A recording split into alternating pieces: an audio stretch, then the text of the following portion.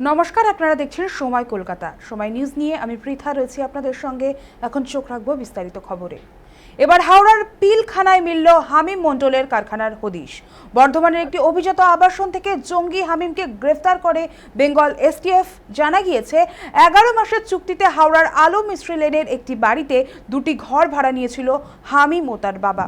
এই বিষয়ে আরো বিস্তারিত জানবো। ফোন লাইনে রয়েছেন আমাদের প্রতিনিধি অর্পণ সিংহ। অর্পণ, এই যে হামিমের বর্ধমান থেকে যে হামিম গ্রেফতার হলো জঙ্গি হিসেবে, জঙ্গি সন্দেহে, তার হাওড়ার সঙ্গে একটা যোগসূত্র একেবারে শুরুর দিন থেকে উঠে আসছিল।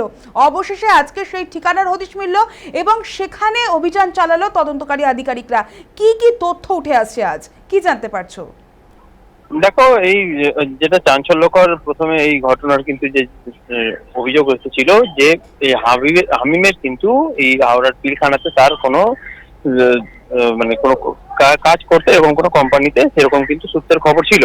তবে প্রথম দিন চলে যাওয়ার পরও প্রথম দিনে কিন্তু তার হদিশ সেভাবে না পাওয়া গেল। পরবর্তী দিনে অর্থাৎ দ্বিতীয় দিনে কিন্তু যেটা জানা যায় যে পিলখানার 7 নম্বর যে আলম মিস্ত্রি লেন রয়েছে সেখানেই, অর্থাৎ গোলাবাড়ি থানার অধীনে পিলখানা, সেখানেই কিন্তু এই দীর্ঘদিন ধরেই একটি বাড়ির মধ্যে কিন্তু জামার যে ট্যাগ হয় সেই ট্যাগ তৈরি কিন্তু কাজ চালাচ্ছিল এই হামিম এবং তার বাবা। অর্থাৎ তার বাবা হচ্ছে মঈনুদ্দিন মণ্ডল এবং তারা দুজনেই, এবং যেটা জানা যায় যে আরো কোনো মহিলাও কিন্তু সেখানে থাকতেন। অর্থাৎ সেখানে থেকেই তারা কিন্তু এই কাজবাজ করতেন, যেটা জানা যায়। এবং প্রশাসনের সূত্রে যে খবর প্রথমে আমরা পাই যে এই ঘটনার কিন্তু যে এলাকায় যখন তল্লাশি চালানো হয় তখন কিন্তু কোনোভাবে কিন্তু এই খবর কিন্তু পৌঁছয়নি। পরবর্তীতে যখন জানা যায় যে এই ধরনের খবর, অর্থাৎ ওই এলাকায় যখন পুলিশ প্রশাসন যখন পৌঁছয়, অর্থাৎ লোকাল প্রশাসন অর্থাৎ গোলাবাড়ি থানা, তখন কিন্তু জানা যায় যে ওইখানে দীর্ঘদিন ধরে অর্থাৎ 11 মাস ধরে তারা কিন্তু রয়েছিলেন এখানেই, এবং 11,000 টাকা ভাড়া দিয়ে তারা কিন্তু এখানেই এই যে বাড়িটিতে তারা ভাড়া নিয়ে চালাচ্ছিলেন, এইখানে কিন্তু তারা থাকতেন। অর্থাৎ বোঝাই যাচ্ছে যে 11 মাস ধরে এখানে কি ধরনের বা কি এখানে তারা চাঞ্চল্যকর ঘটনা ঘটিয়েছেন, যেটা অনুমান করা হচ্ছে।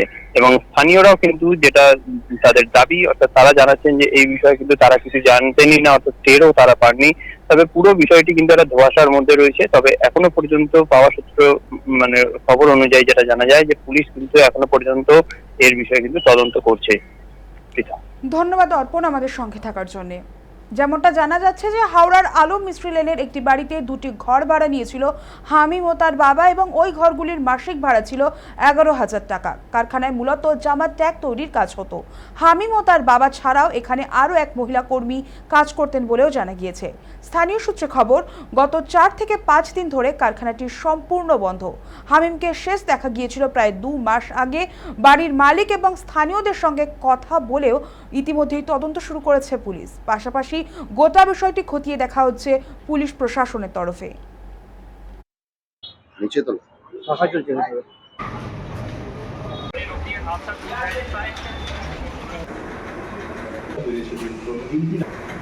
हम सिर्फ उसके अब्बा को जानते हैं, उसको नहीं जानते।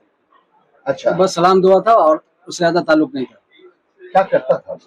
सुनते हैं कि बगल में स्टिकर का काम होता है। आज तक उसके कारखाना तक हम अंदर तक गए नहीं। अच्छा, तो अभी ये ऐसा घटना सुने हैं, सुन जी। के कैसा महसूस कर रहे हैं? सुन करके दुखी हो रहा है कि जवान लड़का ऐसा नहीं करना चाहिए। करता है कि माँ बाप भुगतेगा, क्या बोलेगा आदमी। उसके अब्बा से तो आपका परिचित था, उसको बस सलाम दुआ, बस सलाम वालेकुम वालेकुम अस्सलाम, इससे ज्यादा कोई ताल्लुक नहीं। तो कब से वो नहीं है उनके पिताजी? उनके पिता को हो गया होगा 10 दिन से हम नहीं देखे।